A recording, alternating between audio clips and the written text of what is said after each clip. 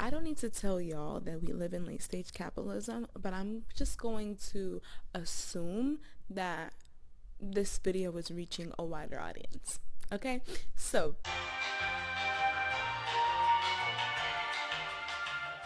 is there room for free shit in late stage capitalism? Well, it feels like there's not. What is up with everybody thinking that anytime you do anything that diverges a little bit off of the normal path, that you have to monetize it? Why does everything that I do have to become a side hustle? Why does every action I take have to now be capitalized and optimized for financial success?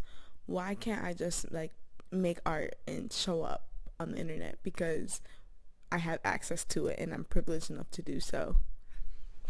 We will act like we don't have privileges in this world. And if you're hyper focused on your own world and your own immediate circle, then maybe you don't realize how many privileges you have. Like me, as a black woman in the United States, I can focus on a lot of the oppression of myself and people in my community. And not to discredit the oppression, it exists, it's real, and it's honored. Okay, we're trying to be free to freedom. Okay, to freedom. Because I recognize and am able to see the oppression of myself and of my people, it makes it easier for me to see the oppression of others and how that oppression comes from the same sources, just in different fonts. Why is it that as a 23-year-old, all of the rhetoric that's getting told to me is like, secure my 9 to 5 while starting a business, while saving for retirement, while trying to get a man? Personally, I'm okay. I make art because I have to. And I guess I'm trying to go back and forth between what is considered art when everything becomes a commodity. The more I reflect on it, it's the more I realize that what I'm doing here on my platforms and trying to build community is not a side hustle. It's action that I'm taking to actually break away from that matrix of it all, where we have to be hyper productive all the time, where we have to monetize everything. Why can't it just be justified because it's art? Why can't it just be justified because it's your hobby? Why can't it just be justified because it's fun and you love it and it brings joy to you and maybe a handful of other people?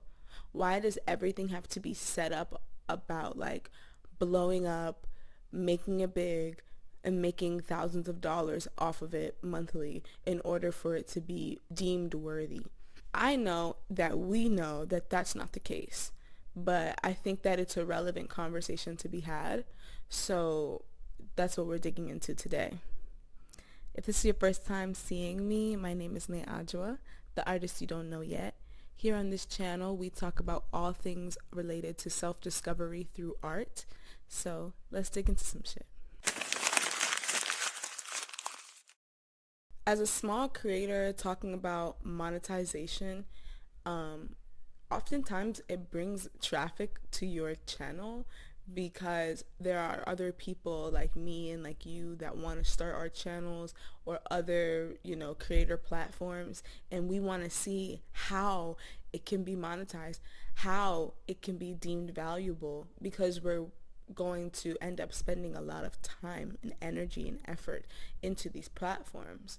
But knowing that is also kind of sus and shady when new creators just start talking about monetizing their channel out of nowhere. It's okay, you got your first 10 cents from YouTube. Thank you. You didn't need to make a whole YouTube video about it. Sorry. You just didn't, because it just reaffirms that statement that this is only worthy if you're getting some money out of it. Now, when I come back and my YouTube channel is monetized and I make that video, please subscribe. There was something to be said about the time when YouTube was just chill and we just did random shit and people just had really shitty quality videos. It's one of the reasons why I uploaded my open mic night, because it was unedited, shot by someone I had met that day. I didn't really love the performance, but I was just like, this is what YouTube is about. YouTube is about you, your voice, your story. Building a platform is fine. Building a community is fine. But why does it have to be this like multi-tiered business unit? Personally, I don't want to do that. I happen to have a 9 to 5. There are people who work way more than that. I myself used to work way more than that when I was doing double shifts at the fucking Krusty Krab is what we called it, but it was a crab leg like seafood boil restaurant. And when I was working there, like all I wanted was a stable job so that I could make more art because I just spent so much time and energy there for, not a lot of money. Everything was based off of tips. Like I had to go above and beyond and give great service, and someone would only tip me $2 on $100 tab, and it's just like, bro, if you didn't want to tip me, like why didn't you just like take this to go, like we do take out, like, you know what I mean?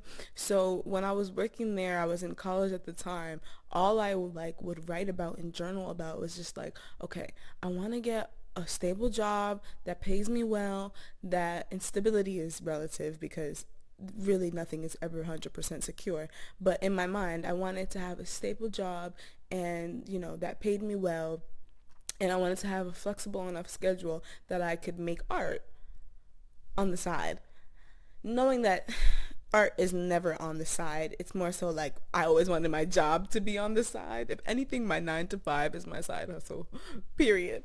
But like I just wanted that. I wanted to be able to have that flexibility. I'm fortunate and privileged enough that in the past year that has kind of become my case. So now that I'm like showing up for myself in the creative way that I always wanted to, making music, collaborating with people, performing, showing up on YouTube. That is so much of a blessing that I don't really find the need to monetize it. I've watched so many videos that have done deep dives of like what it takes to monetize your channel, why monetizing your channel isn't easy, what happens after you monetize your channel, is YouTube a sustainable income, etc., etc. We're a part of this society that is hyper-capitalistic, and in order to engage with the fact that it's hyper-capitalistic and that capitalism is fucking terrible, you also come to terms and realizations with the effects that that system has had on you. And for me, that looks like toxic productivity, or like I said, trying to monetize something before I even started it, seeing the value in things based off of its monetary assignment.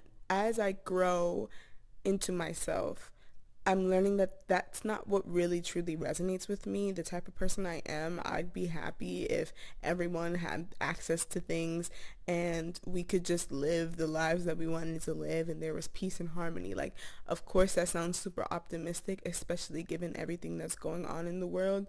But nonetheless, that's what I want for us. In order to be aware of how shitty capitalism is, you have to be made aware of your place in it. And like my 9 to 5 is a very capitalistic job. Like I work in corporate America. I'm still moving through whether or not I want to be in corporate America, what my long-term goals are. I still save money or like try to plan for retirement, whatever that means. Try to make good financial decisions. I do that. I talked about financial stability and financial health being a pillar in my 2024 vision boarding video. And it's so interesting how like we're 5 months into the year and I'm already like rethinking what that really means to me. I want to be able to have enough money to like sustain myself and pay my bills and make art. And if I can help people along the way, that's a plus. But like I don't just want to amass an exorbitant amount of wealth for no reason. Like, this shit is just not that important to me. Money without a purpose. A lot of people that we see that make money are celebrities or creators or influencers. So their visibility and their money are kind of linked, even though we also are aware that a lot of these people that we see display these like versions of wealth are not wealthy. They might be rich. They might have a high credit card limit. Is it that worth it to participate in the game? So I've made the decision that this platform will not be used for like branded content. This is not a side hustle. I want y'all to know that about me so that you're not thinking, okay, like, as soon as she hits 1,000 subscribers, she's going to have Squarespace, Skillshare, especially if your algorithm is very like creator or productivity, personal development. Skillshare and Squarespace is getting sold to me every day like clockwork, and it's just like I don't want to be a part of that. And I don't knock anybody who does it. Get your breach, like, you know what I mean? Like, that's your paper and you need to pay your bills. What I'm saying is I'm deciding to opt this space out. Is it my dream to be able to not have to work for corporate America and make art and still be able to pay my bills? Yes, but I think that there's a more sustainable way to doing it than just like branded content. I probably will have ads in my videos one day. Like, sorry, the capitalism is just a little bit there. People that I work with are monetizing their art and it is their full income, or at least a necessary part of their income. Then like that's completely different. I'm talking about, this mindset of having like infinite side hustles. The YouTuber starter pack is to make YouTube videos about their personality, get 1,000 subscribers, and have ads in their videos, then have branded content, then sell you an ebook, then sell you a course or whatever. And it's just like, I get that when that's your goal. Whether or not that should be your goal is a different part of the conversation.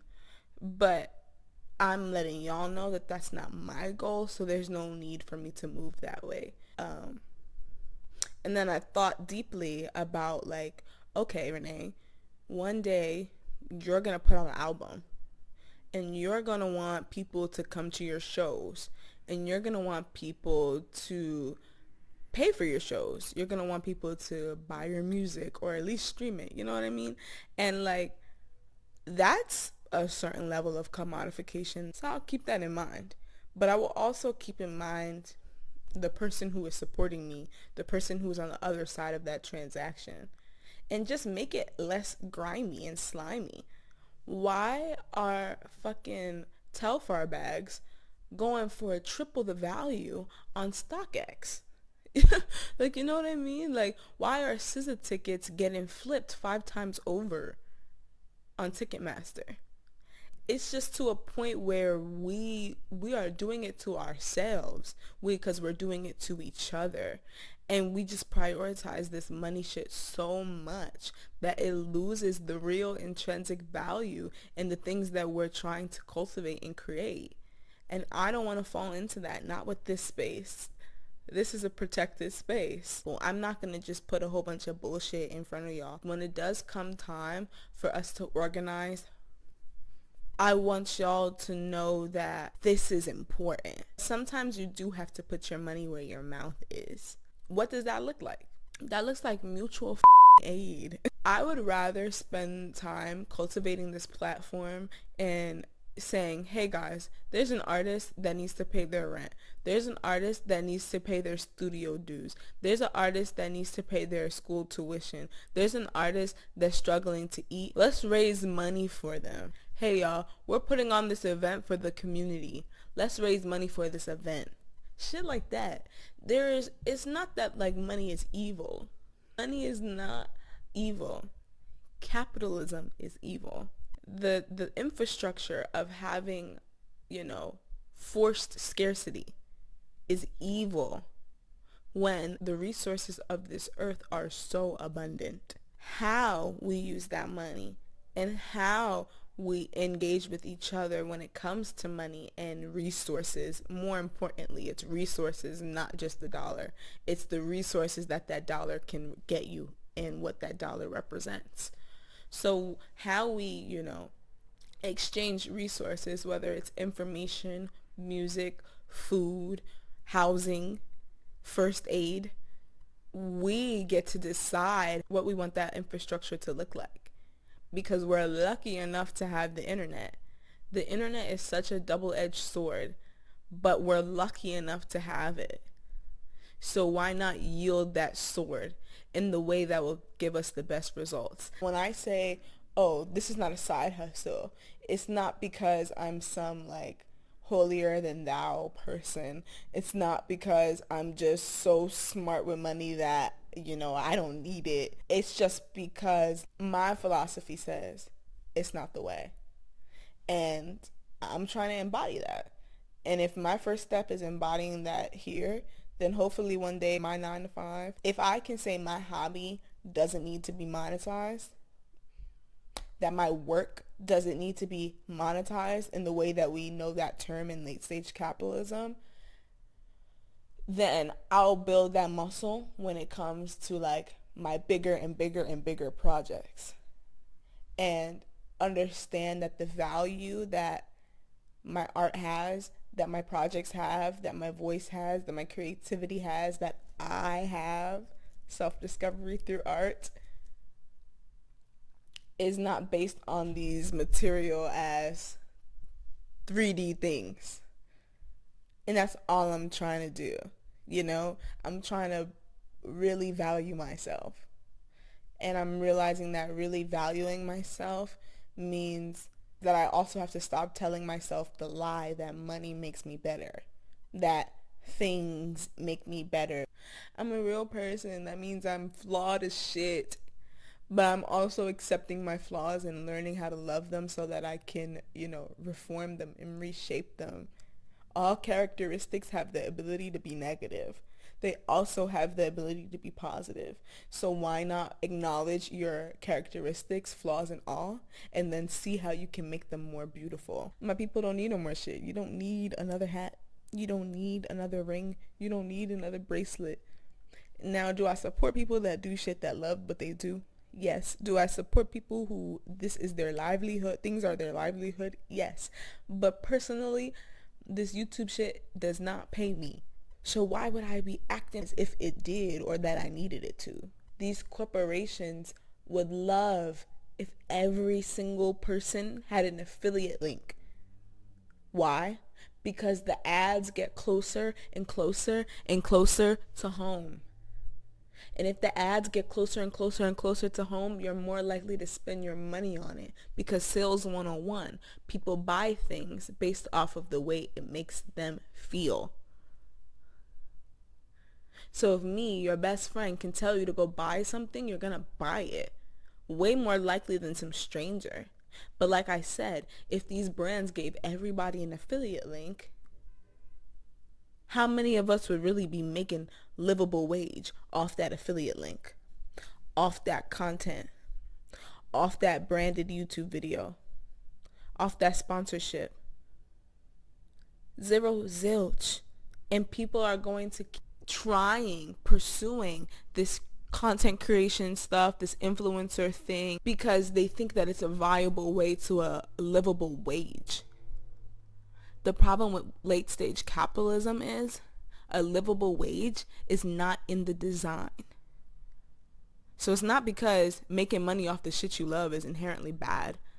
It's because the people who are going to give you money for the things that you love do not have your best interest at heart. As always, I'm Nate Audra, the artist who just took some time to meet. Thank you for sticking around for another video. I really have been getting back into my bag with this filming shit. That I think I'm going to film another video after this. I don't know what I wanted to talk about. It's going to come back to me, but yeah. I'll see you next time.